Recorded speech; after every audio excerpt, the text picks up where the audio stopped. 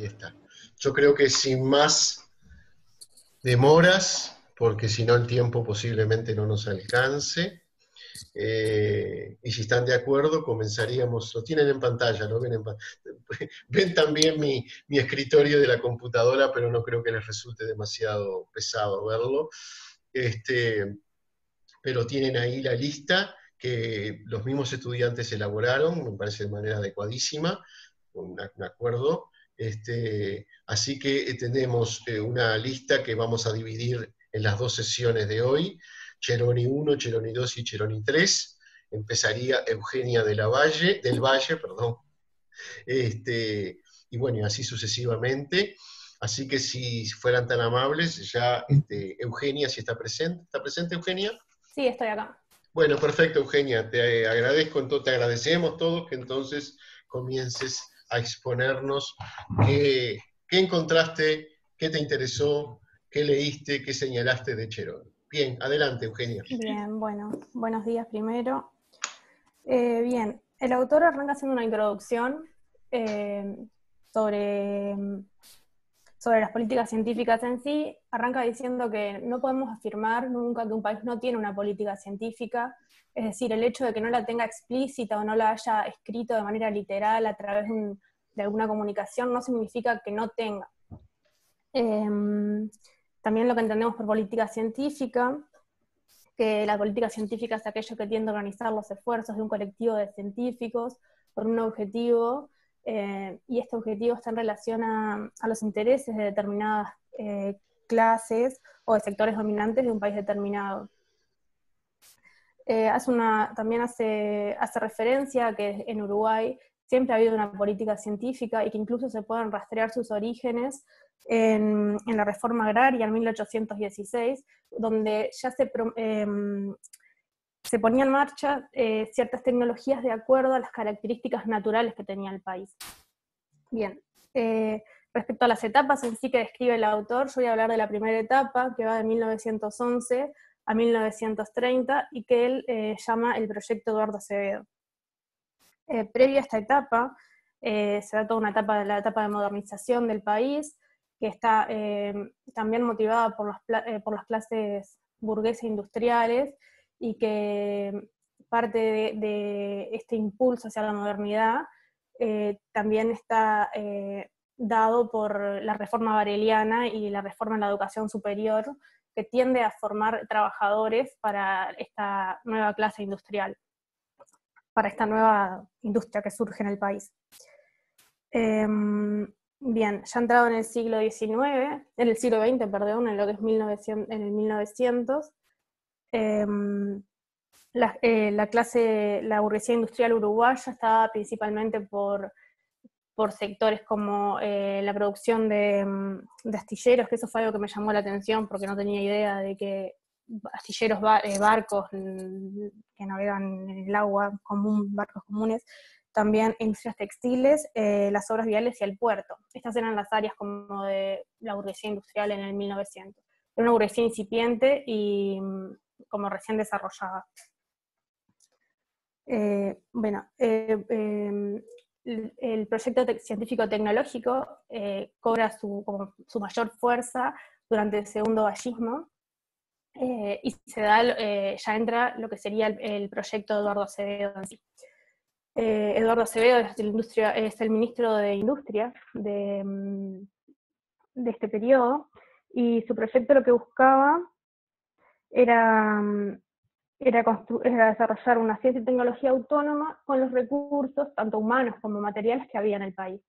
Y este desarrollo estaba dirigido hacia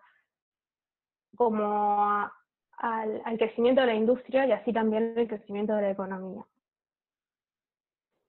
Como parte de este proyecto de Eduardo Acevedo, se crean los 3 institutos de innovación y de investigación, que son el Instituto Nacional de Pesca, el Instituto Nacional de Geología y Perforaciones, el Instituto Nacional de Química. La palabra nacional en estos institutos no es solo una cuestión de localización, sino también que hay una cuestión política detrás de como de este foco que se hace sobre lo nacional todo el tiempo, y que era como ganar al imperialismo inglés que estaba en el país. O sea, eran esfuerzos dirigidos a ganarle políticamente, económicamente e ideológicamente a los ingleses y sus agentes sociales. Bien. Esto fue como la parte principal de la etapa del proyecto Eduardo Acevedo, que después empezó a entrar como en caída y en declive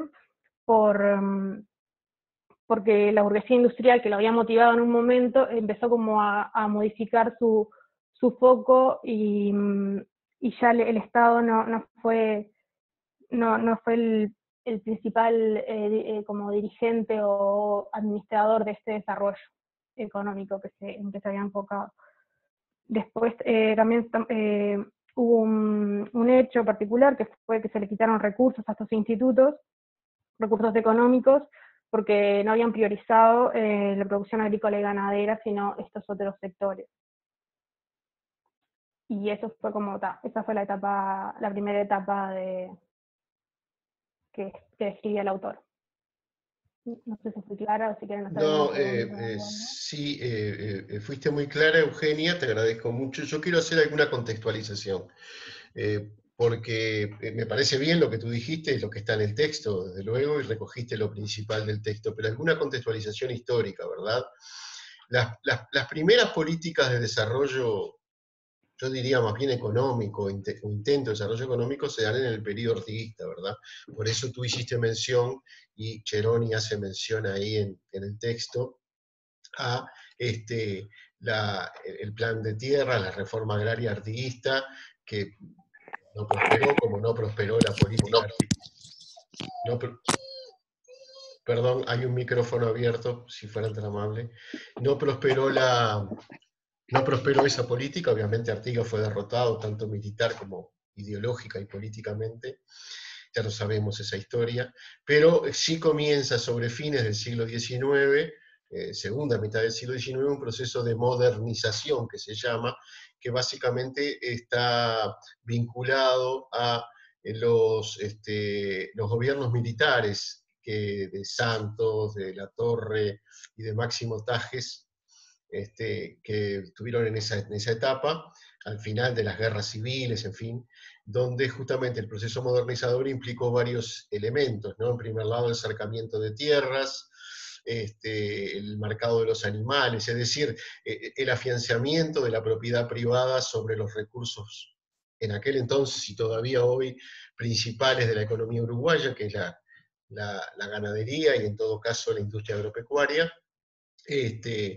Y se da paralelamente a este proceso de acercamiento de campos, etcétera, se da el proceso de creación de institutos de enseñanza, ¿no? Se crea en aquel momento la Facultad de Matemática, que comprendía ingeniería y arquitectura, ya la Universidad de la República estaba creada, es decir, hubo un impulso antes de que finalizara el siglo XIX en el Uruguay, modernizador. Cuando hablamos de modernizador quiere decir tratar de construir un país a imagen y semejanza de los países desarrollados, tomando como ejemplo el Uruguay básicamente a los Estados Unidos, e incluso Alemania, porque había ahí un litigio con los ingleses, ya que los ingleses tenían acá una semicolonia, que fue luego justamente el proyecto Ballista, y ya estoy entrando en lo que Eugenia dijo recién. El proyecto Ballista lo que intentó hacer fue desligar el proceso de desarrollo nacional a la economía británica, es decir, ser exclusivamente proveedores de manufacturas para la industria británica, en esa especie de semicolonia que tenían los británicos en toda América Latina, no solamente en el Uruguay, claro está. Entonces, ahí se dan ese proceso del primer y segundo vallismo. En realidad, Cheroni le llama primer y segundo vallismo a los dos gobiernos de José Valle y Ordóñez.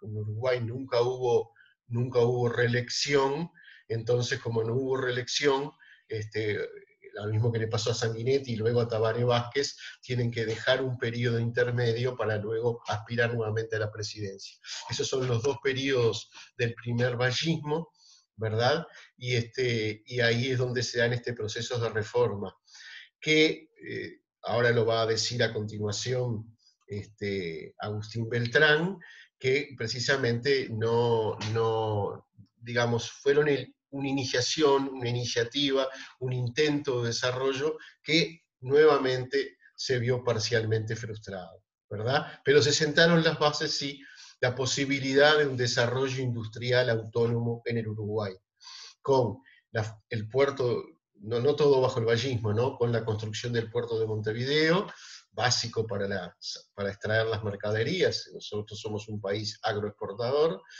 y también cierto desarrollo industrial, cierto desarrollo de la caminería, y esto también coincide con la nacionalización de los ferrocarriles, que eran de propiedad británica, obviamente. Y digamos, hubo como una especie de intento, la creación del Banco de Seguros, etcétera, un intento por nacionalizar la economía y ponerla al servicio de los intereses nacionales, o por lo menos de los grupos hegemónicos dentro de la economía nacional. Eso fue básicamente el primer vallismo. Y en cuanto a política científica específica, lo que hubo fue la creación de los institutos, ¿verdad? Y que eran institutos más bien una especie de politécnicos, es decir, de producción de conocimiento para que ese conocimiento tuviera cierta, digamos, aplicabilidad, instrumentalización a efectos de conocer nuestro subsuelo, nuestras riquezas agropecuarias, etcétera, etcétera, etcétera. Así que muy bien, te agradezco mucho, Eugenia. Una pequeña nota al margen, ya le dejo el paso a Agustín, una nota biográfica de Alción Cheroni. Alción Cheroni es viejito, es muy amigo mío, por supuesto, fue mi jefe durante muchos años en ingeniería, primero en humanidades y después en ingeniería, donde tenemos un curso de ciencia, tecnología y sociedad.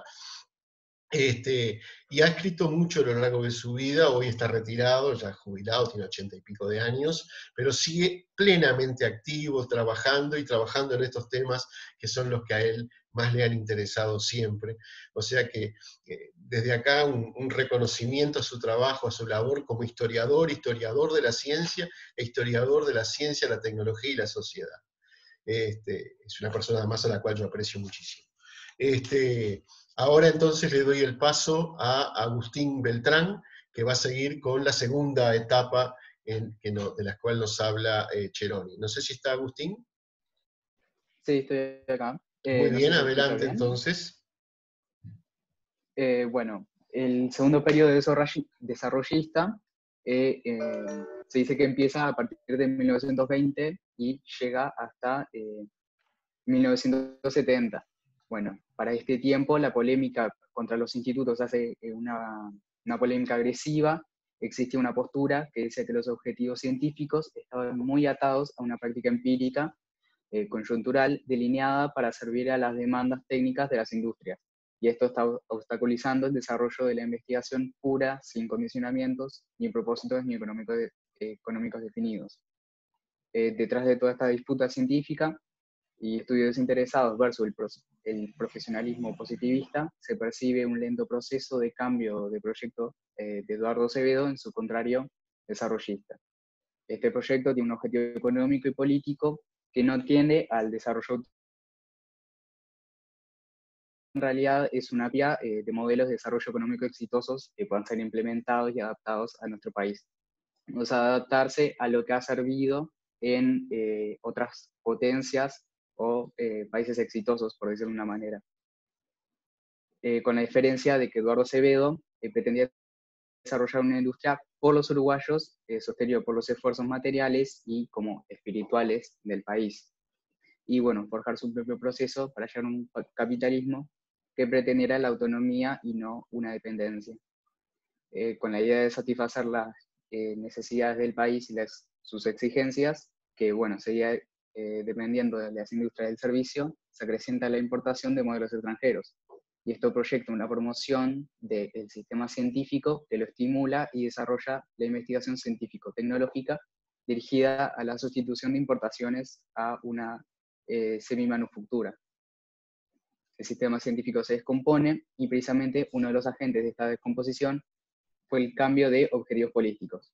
O sea, hubo un freno a la industrialización y hubo una sustitución por el frigorífico. Bueno, para este momento hay unas investigaciones de parte del Uruguay que para tener la independencia se creó, por ejemplo, el carburante nacional, que era un alcohol que servía como combustible. Y bueno, eso se hacía pruebas bajando el cerro y demás, porque es como la montaña más elevada que tenemos en Montevideo.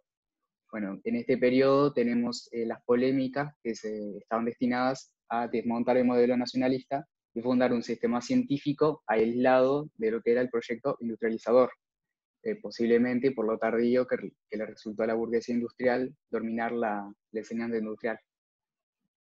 El proyecto Eduardo Acevedo apuntaba a una integración de la producción, la investigación científico-técnica y la docencia. Con el desarrollismo se vuelve a un esquema de separación del sistema científico de la producción en espacios distintos, con consecuencias que incorporas a nuestra cultura y enseñanzas hasta nuestros días. No sé si se va escuchando bien. Pero sí, se escucha bien, sí, adelante. Bueno, en este sistema científico se apunta esencialmente hacia el mercado externo, se formaliza una estructura adaptada para copiar modelos tecnológicos y de producción de conocimientos, y no crear uno propio. En este conjunto de elementos hay una copia del modelo imperialista de turno. Podemos decir que la fuerza política, científica y tecnológica era la construcción y puesta en marcha de un país capitalista industrial con un claro objetivo de la autonomía nacional, enfrentando decididamente a la potencia capitalista hegemónica del periodo, que era Inglaterra. El objetivo esencial que tenía la burguesía industrial fue expresado por la política ballista, y su objetivo era la conquista del mercado interno y su desarrollo. Acrecentar el mercado interno y ampliarlo implicaba, entre otras cosas, desalojar como competidor poderoso a los ingleses. En el siguiente periodo, político, científico y tecnológico, cambiaría todo. Los nuevos sectores burgueses avanzan hacia una nueva política científica y tecnológica que está ligada al crecimiento interno del mercado, aunque esta propuesta no tiene que ver con el desarrollo de la industria pesada, sino que se llega más a una finalidad de promover ciertas industrias livianas, semi-manufacturadas, que a partir de la década del 40 y del 50 están ya plenamente preestablecidas. Acá la burguesía desarrollista convierte al sistema científico y tecnológico en un apéndice que tiene dos claves en esta política económica. La primera es el apéndice, que se vuelve un apéndice del mercado externo, al servicio del mercado externo, y la segunda es que es un productor de fuerza de trabajo para estos procesos de semi-manufacturación. Bueno, también podemos decir que el periodo desarrollista no es precisamente el concepto de eficiencia el cual predomina, sino los conceptos que se sostienen hasta ideología científica es ser igual a, y pasando a la financiación, esto ya no sería un problema porque ya no dependían tanto del Estado, sino que podían venir agentes externos a la comunidad científica para financiar. Y por último, podemos decir que el estilo desarrollista ponía la necesidad de reproducir las condiciones y la estructura del sistema científico internacional, el cual promovió la profesionalización del científico. Bueno, este periodo trató de organizar los científicos fruto de la creación de la Asociación para el Avance de la Ciencia. Asimismo, con el CONICET se propuso incorporando la experiencia internacional y latinoamericana. Se institucionalizó un centro estatal de producción de la investigación y desarrollo científico. Bien, gracias Agustín. Este periodo es más cercano, si bien muy probablemente ninguno de nosotros lo haya vivido en carne propia, porque incluso los más viejitos todavía éramos muy niños, o no éramos nacidos por entonces, pero acá lo que se percibe, y que nos comentó muy adecuadamente Agustín, es que hay una especie de intentar reflejar en la construcción de nuestro sistema científico una modalidad de trabajo que estaba siendo exitosa en los países centrales. Básicamente, ese sistema científico se construyó de manera un tanto, digamos, débil, pero en algunas áreas, como por ejemplo en la agropecuaria, que es, vuelvo a repetir, nuestro principal fuente de recursos económicos, empezó a tener desde entonces y hasta el presente una participación bastante eficaz en el trabajo conjunto con los productores. No así en la parte industrial, donde ha habido un divorcio, o lo hubo hasta ya fines del siglo XX, un divorcio grande entre la producción de conocimiento científico-tecnológico y la industria nacional.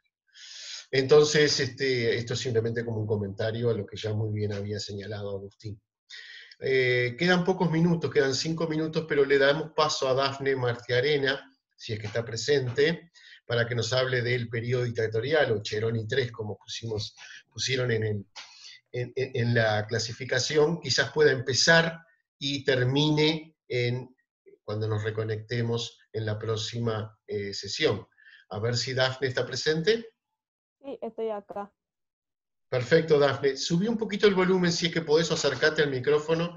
Se escucha poco, pero bueno, se escucha. Yo te escucho al menos. A Así ver, que ahora. ahora mejor todavía. Así que Da. si querés, podés empezar. Bien. El tercer periodo desarrolla los objetivos económicos que se abarcaron en la época de la dictadura. Lo que menciona es que en ese tiempo la burguesía tenía el objetivo de colocar el sistema productivo nacional en el mercado y quería también colocar una industria nacional autónoma del centro imperialista inglés. Tenía a su favor dos hechos: el debilitamiento de la estructura fundada a partir de 1900 y los conflictos internos por por la hegemonía dentro de la dictadura militar, ya que en un inicio fue el instrumento y representante del conjunto de ganaderos, financieros y comerciantes. Pero debido a esos conflictos, que los banqueros fueron quienes quedaron al frente del proyecto económico, político, científico y social. Ese proyecto tenía como objetivo colocar el sistema productivo nacional en el mercado y hacerlo eficiente y capaz de adaptarse a la competencia extranjera. Para lograrlo, diseñaron un plan que consistía en, por así decirlo, atacar en dos puntos estratégicos: la educación y el aparato administrativo del Estado. En el primero hubo un cambio radical en los programas, es decir,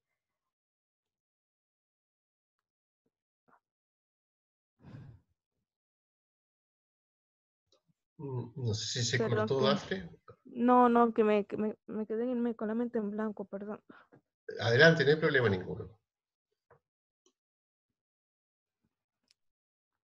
Es decir, con un cambio radical es que se cambiaba por completo la educación para generar la mano de obra necesaria para llevar a cabo el proyecto.